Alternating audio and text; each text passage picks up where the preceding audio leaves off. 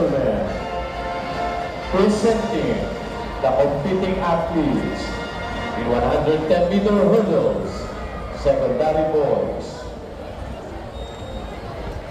In lane 6, Kapanda Ivan, National Capital Region.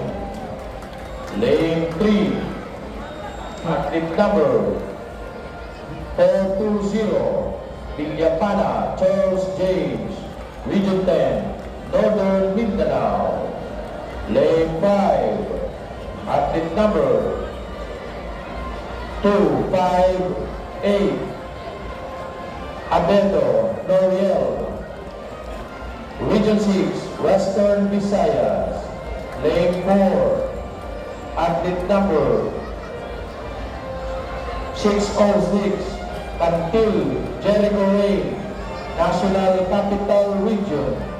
In lane 2, athlete number 271, Salazar Justin, Region 6, Western Visayas.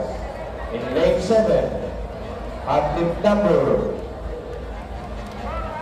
162, Gubatan, Patrick Ivan, Region 4A, Calabarzon. In lane 1, athlete number 338, Concharo Kirby, Region 8, Eastern Visayas. And in lane 8, athlete number 401, Paparoso, Corsini Jr., Region 10, Northern Mindanao. Once again, ladies and gentlemen, the finalists in 110-meter hurdles, secondary boys.